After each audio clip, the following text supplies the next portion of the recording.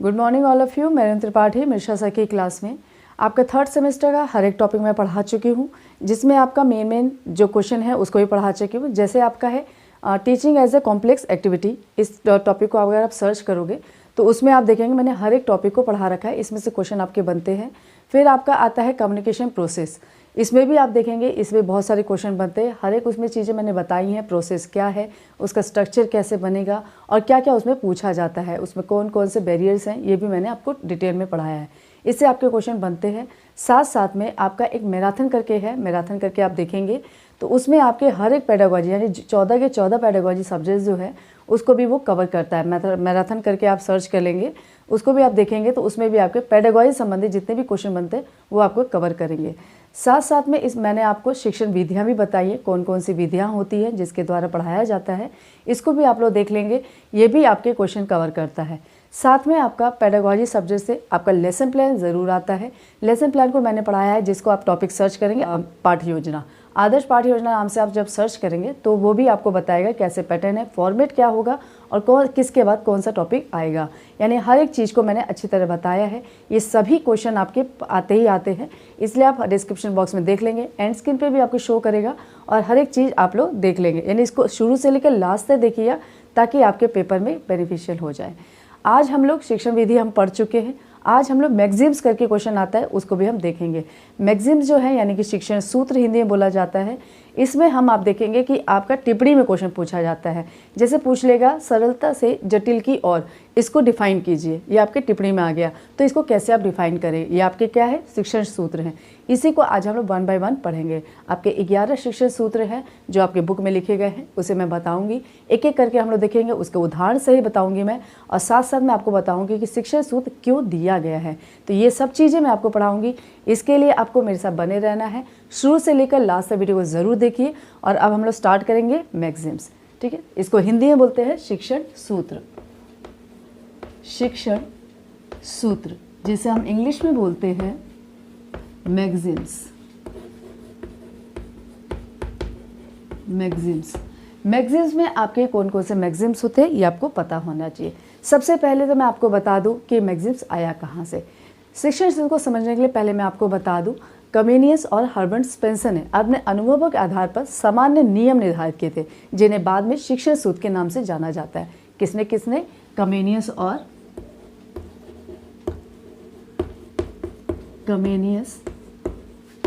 Herbert Spencer, इन दोनों ने अपने अनुभव के आधार पर साधारण नियम बनाए थे। उसी को हम लोग बाद में शिक्षण सूत्र के नाम से जानते हैं। अब हम बात करें शिक्षण सूत्र क्यों बनाया गया। शिक्षण सूत्र को बनाने का मेन मकसद था कि जो हमारा मूल पाठ है उसको आरंभ कैसे किया जाए, यानी कौन सा शिक्षण विधि अपनाया जाए जिससे हमारा मूल पाठ का प्रारंभ हो सके। इसके बाद से शिक्षण सूत्र जो हमारा शिक्षण है, जो हमारी टीचिंग है, वो कब और किस क्रम में किया जाना चाहिए, यानी उसका सीक्वेंस क्या होना चाहिए।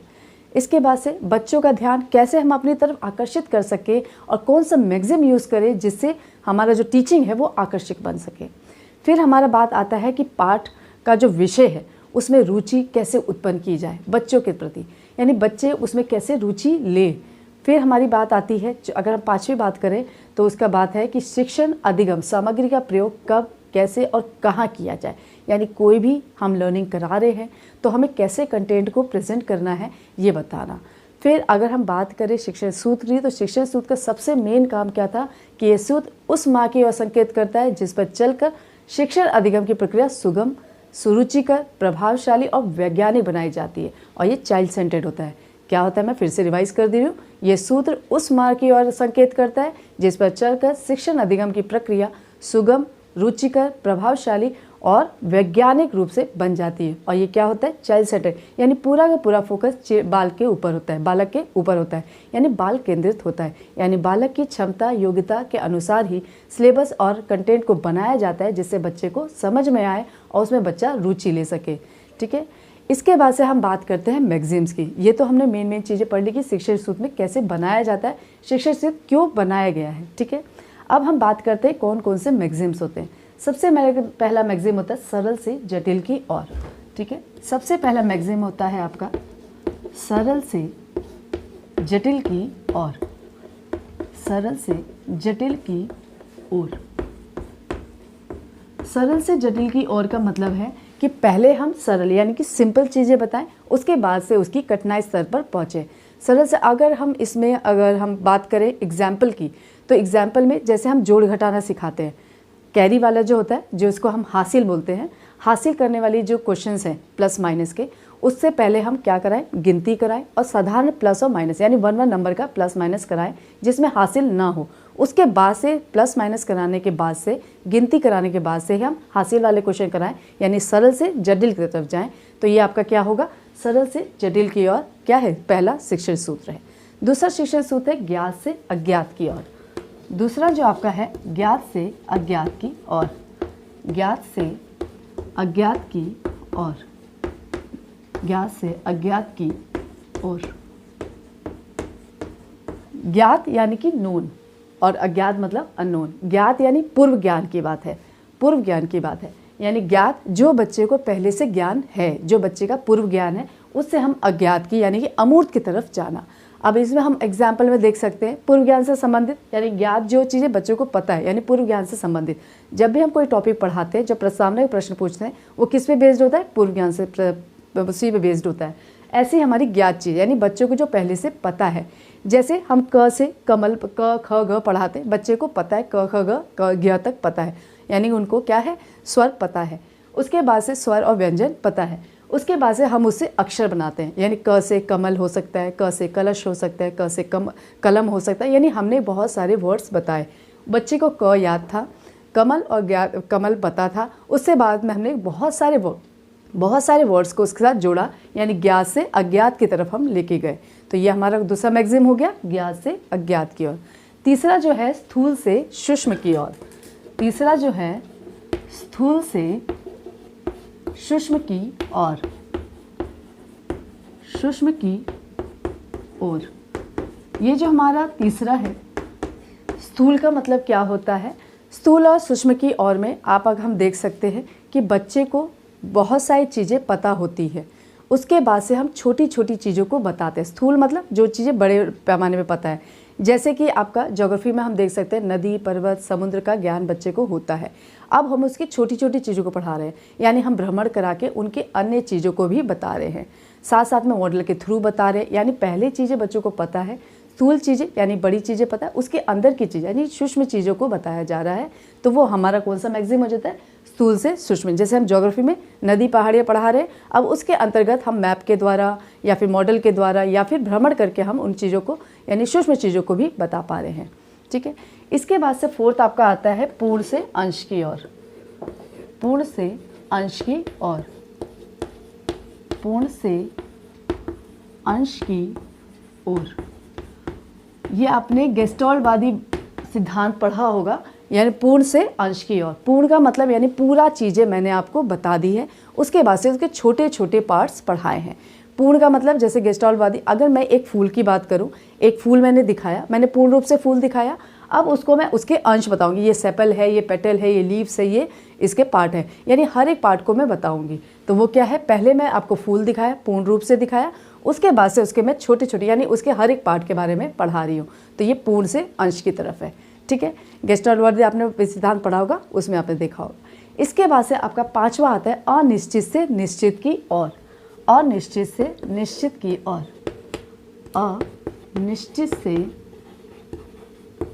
अनिश्चित से निश्चित की ओर, निश्चित की ओर। अनिश्चित का मतलब है कि आपने जो भी अनुभव प्राप्त किया है, जो मानसिक विकास है, उसका धीरे धीरे अनुभव के द्वारा क्या होता है, विकास होता है। यानी हम जो भी चीज़ें बच्चों के मन में डालते हैं, बच्चों में ज्ञान जो है अर्जित किया है, वो धीरे धीरे अनुभव में बदलता है और अनुभव के बाद से वो हर एक चीज़ निश्चित रूप से कार्य को करता है। यानी कि मानसिक विकास और अनुभव के साथ साथ उसका क्या होता है, विचारों में स्पष्टता और निश्चितता आ जाती है। वो हमारी अनिश्चित से निश्चित ओर की मैगजीम्स की ओर इशारा करता है। यानी कि जब हम बच्चे का मानसिक विकास, जो हम ज्ञान अर्जित कर रहे हैं, वो धीरे धीरे क्या होता है, स्थायी होने लगता है। यानी अनिश्चित ज्ञान को हम निश्चित ज्ञान की तरफ लेके जाते हैं। टीचर भी यही करता है, जो आपको अधूरा ज्ञान है उसका पूर्ण ज्ञान आपको देता है, यानी जो अनिश्चित आपको ज्ञान प्राप्त है उससे वो निश्चित तरफ लेके जाता है। तो ये हमारा मैगजीन कौन सा हो गया, अनिश्चित से निश्चित की ओर। 6 आपका है प्रत्यक्ष से अप्रत्यक्ष की ओर। प्रत्यक्ष से अप्रत्यक्ष, प्रत्यक्ष से अप्रत्यक्ष,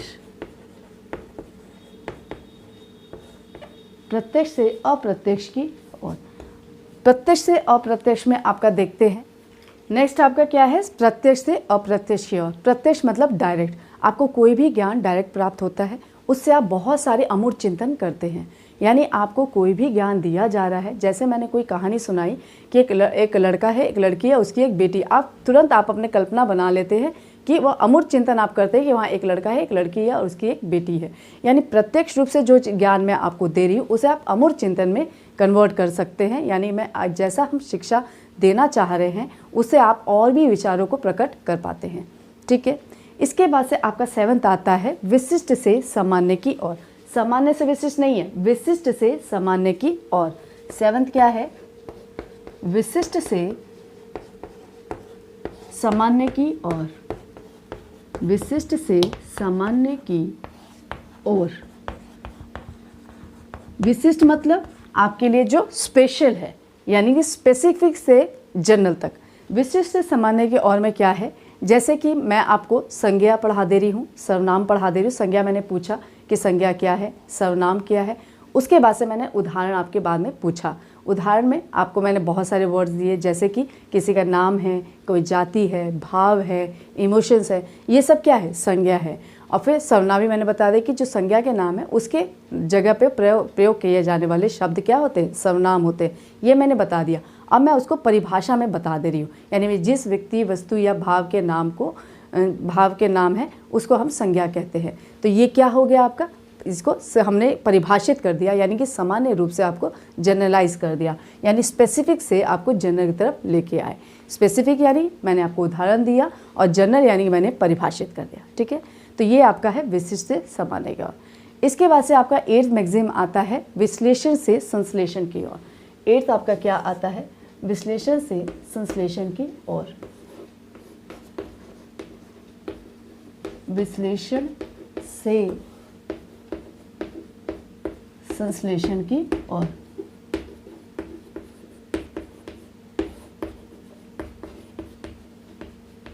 विश्लेषण का मतलब क्या होता है, अलग अलग, एनालिसिस, और सिंथेसिस का मतलब होता है संश्लेषण। यानी एनालाइज यानी पहले हमने अंशों में, इसमें हमने क्या पढ़ा था, पूर्ण से अंश, यानी पहले पूरा दे दिया उसके बाद से उसके अंश पढ़ाए। और इसमें विश्लेषण में क्या हुआ, पहले हम अंश बताएंगे उसके बाद से हम पूर्ण रूप से संश्लेषित करेंगे, यानी कि सिंथेसाइज करेंगे। इसमें आपका क्या है, जैसे आपका कोई भी चीज़ मैं पढ़ा रही हूँ, जैसे मैं फूल ही पढ़ा रही हूँ, फूल के मैंने पहले सेपल, पेटल, पार्ट्स पूरे बताए फूल के, उसके बाद से मैंने आपको फूल दिखाया कि ये इसके पूरे पार्ट्स होते हैं। तो ये क्या हुआ, विश्लेषण से संश्लेषण। पहले अंश को बताना, पहले उसके छोटे छोटे पार्ट्स को बताना, उसके बाद से इसके संपूर्ण रूप को बताना। तो ये क्या हुआ, विश्लेषण से संश्लेषण की ओर। जैसे हम कोई टॉपिक स्टार्ट करते हैं तो टॉपिक के बारे में पहले हम नॉर्मल आंसर उसका बता देते हैं कि ये चीज़ें हम लोग इसके अंतर्गत पढ़ेंगे और ये चीज़ें इसमें होती है। इसके बाद से मैं आपको क्या करूँगी, पूरा सिंथेसाइज कर दूँगी। ठीक है, तो ये आपका क्या, विश्लेषण से संश्लेषण की ओर। 9th आपका है मनोवैज्ञानिक क्रम से तर्क से संगत की ओर। मनोवैज्ञानिक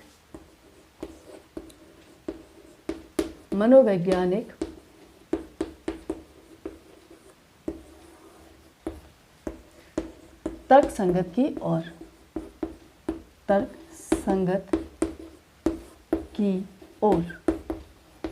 मनोवैज्ञानिक का आपको पता है बालक के व्यवहार में क्या करना है, अध्ययन करना। यानी मनोवैज्ञानिक रूप से ही हम टीचिंग करते हैं ताकि बच्चों की क्षमता और योग्यता के अनुसार उन्हें पढ़ाया जाए, यानी बच्चों को पूर्ण रूप से समझ में आए कि हम क्या ज्ञान देना चाहते हैं। यह आपका है मनोवैज्ञानिक क्रम। अब बच्चे को ऐसा व्यवहार प्रतीत करना, यानी बच्चे को ऐसा बताना कि वो तार्किक क्रम में उसे समझ सके, यानी सीक्वेंस में समझ सके कि कौन सी चीज़ें कैसी आनी चाहिए, यानी उसका कैसा सीक्वेंस होना चाहिए। ये आपका है। उदाहरण के रूप में हम अगर देखें तो उदाहरण में क्या आएगा, जैसे हम लोग सबसे पहले क्या पढ़ते हैं, वर्ण पढ़ते हैं। वर्ण से ध्वनि पढ़ते, ध्वनि से शब्द बनेंगे, शब्द से वाक्य बनेंगे, उसके बाद से वो एक पैराग्राफ लिख लेगा। यानी मनोवैज्ञानिक रूप से तो मैंने एक सिस्टमैटिक, मनोवैज्ञान मतलब सिस्टमैटिक वैज्ञानिक रूप से पढ़ाना, यानी सिस्टमैटिक रूप से पढ़ाना। बच्चा पहले समझ गया कि वर्ण होता है, वर्ण के बाद से क्या बनते हैं आपके ध्वनि समझ में आते हैं, कौन कौन से ध्वनि होते हैं। उसके बाद से वो शब्द बनाता है, शब्द से वाक्य को बनाना सीखता है और वाक्य से वो पैराग्राफ लिखना स्टार्ट करता है, यानी तार्किक रूप में वो लिख पाता है। तो ये क्या है, मनोवैज्ञानिक क्रम से तार्किक रूप में लिखना। ठीक है। और फिर नेक्स्ट आता है अनुभव से युक्ति युक्त की ओर। अनुभव से युक्ति युक्त की ओर। अनुभव मतलब जितने भी आपने जो भी चीज़ें ज्ञान अर्जित किया है उसके द्वारा आप अनुभव ग्रहण करते हैं।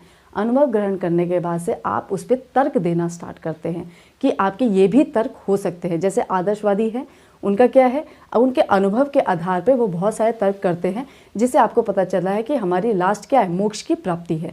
जैसे हमारा अभी हम आपको ज्ञान दे रहे हैं, यानी टीचिंग जब हम करते हैं तो आप बहुत सारे अनुभव, यानी आपने 10th भी पढ़ा, 12th भी पढ़ा। अगर कोई टॉपिक आपने पढ़ा है सॉइल 10th में, तो 11th में आपने उससे थोड़ा सा डिटेल में पढ़ा होगा, फिर आपने BA में डिटेल में पढ़ा होगा, अब फिर आप MSc में जिससे ज़्यादा पढ़ेंगे, यानी आप डिटेल में पढ़ते हैं। वो सब अनुभव आप क्या करते हैं, उसमें तर्क करते जाते हैं, जैसे आप रिसर्च में करते हैं और आपका तर्क संगत बनते जाता है। तो ये क्या है, तर्कयुक्त आप बातें करने लगते हैं, यानी आपके अनुभव में कुछ बढ़ोतरी होती है। ठीक है। तो ये आपका अनुभव से युक्ति युक्ति और लास्ट है आपका प्रकृति का अनुसरण। 11th आपका क्या है, प्रकृति का अनुसरण। प्रकृति का अनुसरण, आपको पता है प्रकृति मतलब नेचर, यानी बच्चे का प्रकृति के अनुसार प्रकृति के अनुसार वातावरण होना। यानी आपका पढ़ने का जो वातावरण है वो कैसा होना चाहिए, शांत होना चाहिए, माहौल ऐसा होना चाहिए कि बच्चे को ज्ञान अर्जित करने में कोई दिक्कत ना आए, यानी प्रकृति का अनुसरण करना चाहिए। यानी जैसे बच्चे की प्रकृति है, यानी प्रकृति के जैसी इसकी योग्यता है, क्षमता है, उसी के अनुसार उसको टीचिंग कराना। ठीक है। प्रकृति के और अनुसरण के बाद से एक और आपका मैगजीम आता है आगमन से निगमन की ओर। आगमन से निगमन की ओर। आगमन से निगमन की ओर। निगमन की ओर। आगमन से निगमन की ओर। और से क्या होता है, उदाहरण, और न से नियम। ठीक है। तो आगमन मतलब सबसे पहले उदाहरण देना, यानी कि सबसे पहले स्पेसिफिक चीज़ देना, स्पेसिफिक से जनरल की तरफ पहुंचना आपका आगमन है। और फिर आपका निगमन क्या है, सामान्य से विशिष्ट की ओर। ठीक है। इसको ध्यान में रखेंगे, आप लोग भूलेंगे नहीं। अ से आप उदाहरण समझ सकते हैं, उदाहरण से जब हम नियम की तरफ जाते हैं तो वो आगमन विधि हो जाती है। आगमन में आपका क्या आता है, जैसे आपके मैथ्स के क्वेश्चन है, सबसे पहले एग्जाम्पल्स आपके दिए जाते हैं, उसके बाद से आपके अभ्यास कार्य दिए जाते हैं, तो वो आपका क्या है, आगमन विधि। ये आपका छोटे बच्चों के लिए बहुत ही फ़ायदा होता है, ये बड़े बच्चों के लिए नहीं है, जबकि निगमन आपका बड़े बच्चों के लिए। आगमन आपका छोटे बच्चों के लिए बेनिफिशियल होता है और निगमन आपका नियम के द्वारा, यानी जो लेक्चर मेथड होता है वो निगमन की ओर जाता है। ठीक है। आगमन से निगमन की तरफ। ये तो रहे आपके पूरे मैगजीम्स। हम एक बार रिवाइज कर लेते हैं। आगमन और निगमन ये आपने लास्ट में देख लिया, इसको भी आप लोग ध्यान रखें, ये क्वेश्चन आपका टिप्पणी में आ जाता है। ठीक है। अब हम लोग इसको रिवाइज कर लेते हैं। मैगजीम कौन कौन से हमने देखा है, सरल से जटिल की ओर, दूसरा है आपका ज्ञात से अज्ञात की ओर, थर्ड है आपका स्थूल से सूक्ष्म की ओर, स्थूल से सूक्ष्म की ओर, फोर्थ है आपका पूर्ण से अंश की ओर, पांचवा आपका अनिश्चित से निश्चित की ओर, छठा है प्रत्यक्ष से अप्रत्यक्ष की ओर, सातवां है आपका विशिष्ट से सामान्य की ओर, आठवां है आपका विश्लेषण से संश्लेषण की ओर, नाइन्थ है आपका मनोवैज्ञानिक क्रम से तर्क संगत की ओर, 10th है आपका अनुभव से युक्ति युक्त की ओर, 11th है आपका प्रकृति के अनुसार, यानी बच्चे की क्षमता योग्यता के अनुसार उसकी प्रकृति करनी चाहिए। फिर उसके बाद से लास्ट है आपका आगमन से निगमन की ओर। तो ये सब के सब मैगजीम्स में आपकी टिप्पणी भी आ जाती है और कई बार पूछा जाता है कौन कौन से मैगजीम्स हैं, तो ये आपका मेन में भी आ जाता है। तो आप लोग इसको वीडियो को शुरू से लास्ट तक देखिएगा, प्लस आप लोग मैराथन ज़रूर देख लीजिएगा, क्योंकि मैराथन में आपका क्या क्या है, मैराथन में आपके हर एक पेडागोजी के सब्जेक्ट, जितने भी 14 पेडागोजी सब्जेक्ट है, सबसे संबंधित क्वेश्चन है, उसको आप लोग ज़रूर देख लेंगे। फिर आपका teaching as a complex activity करके एक है टॉपिक, उसको देख लेंगे। फिर आपका कम्युनिकेशन प्रोसेस, उसे देख लेंगे, teaching as a communication process, इसे देख लेंगे, मैगजीन्स देख लेंगे, लेसन प्लान देख लेंगे, शिक्षण विधियाँ देख लेंगे। ये सभी टॉपिक में से आपके क्वेश्चन बनते हैं, इसलिए आप लोग वीडियो को शुरू से लेकर लास्ट तक ज़रूर देखिएगा। जो भी वीडियो देखिए 1 से 2 बार ज़रूर देखिए, ताकि आपको उसको कंठस्थ हो जाए, याद हो जाए, ठीक है, ताकि आप लिख सकें, क्योंकि आपका डिस्क्रिप्टिव पेपर है, आपको इसमें लिखना है, तो आपको हर एक टॉपिक डिटेल में पता होना चाहिए। अगर मेरा प्रयास अच्छा लगे तो इसे लाइक कीजिए, शेयर कीजिए, कमेंट ज़रूर कीजिए। तब तक के लिए धन्यवाद।